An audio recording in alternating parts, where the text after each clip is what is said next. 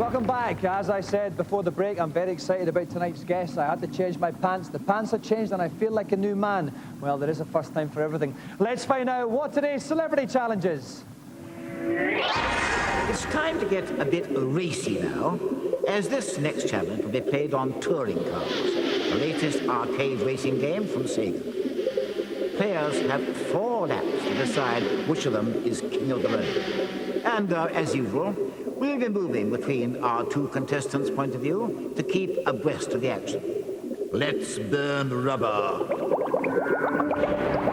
Now, we've always had a lot of bands on GamesMaster. We've had Take That, E17, EYC, and I apologise profusely for any help we may have given them in their careers, because I hated all of them. At last, it's good to have a band on who I don't want to suffer horribly in a plane crash. Please welcome Martin Rossiter and Steve Mason from Gene.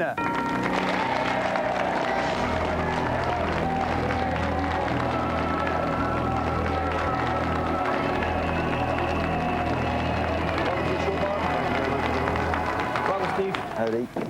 Now, Martin, I want to start with you, and I want to talk about objects thrown onto stage while you're performing. What are some of the things you've had hurled? Well, the first was a pair of Y-fronts with some sort of cryptic message crayoned on them. I've had a large pant or a small? It was a small pant actually, but still Y. Steve, I presume as a singer it gets the most stuff thrown at him. Do you ever get stuff thrown? Occasionally, but I've got my guitar to hide behind. Right, you can. So I can always use it sort of like a cricket bat. Do you ever feel annoyed that you've been kind of linked, you know, you are part of the great Britpop indie fraternity, and you've never been down as a boys band? You've never been bracketed with Take That and E17? Sadly. I know, it's most annoying because I've got the thighs. Yes, I mean, you're both very good-looking men, if you don't mind me saying. Oh, thank you very much. Sweet, so you're making me blush. This is the 90s. Yes. And finally, are Oasis proof that Darwin's theory of evolution is untrue?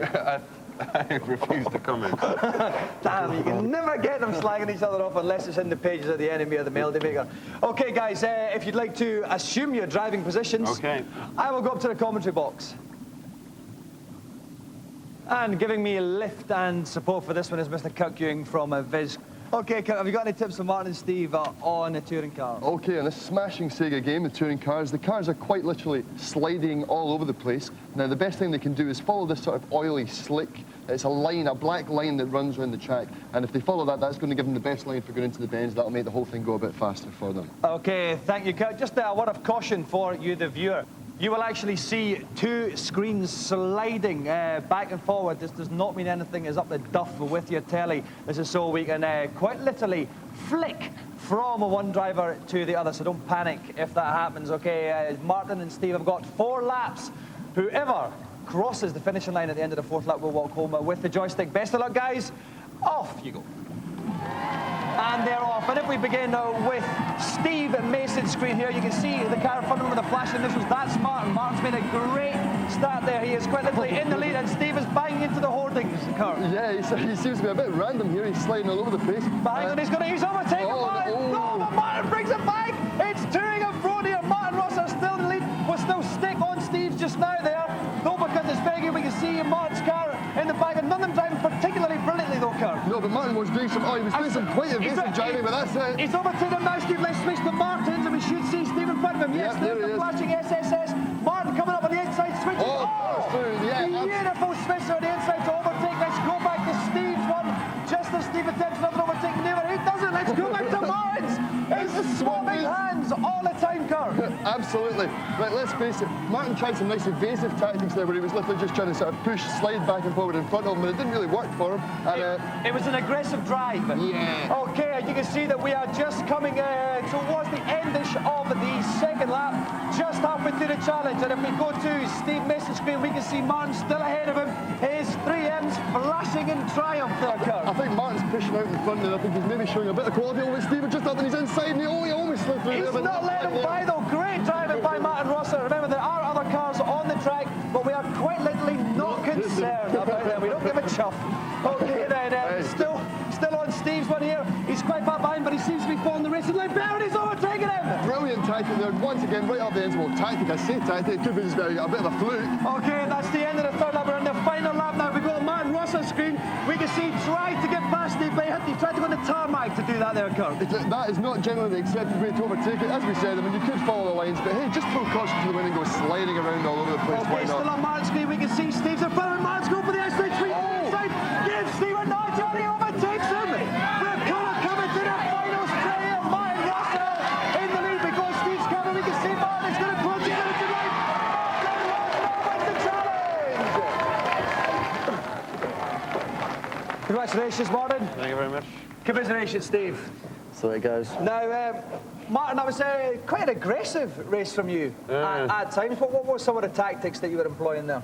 Well, it was simply to convince the world that I'm not the work-shy fop that they think I am. How does that compare to other driving games then that you've played? Well, I'm a Daytona addict. I've been known to sort of go up to Oxford Street and pile in pound coin after pound coin. And it's good. It is good.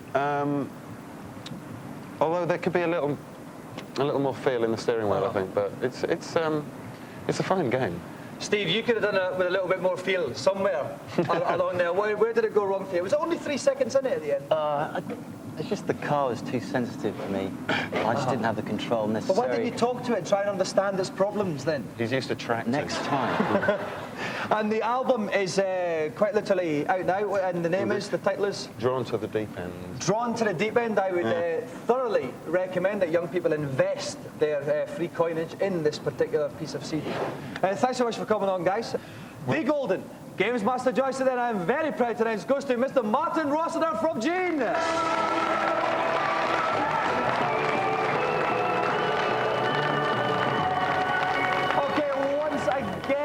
Foreign heads of state of Telephone Channel 4 begging me to bring a bag of funniness into their unhumorous countries.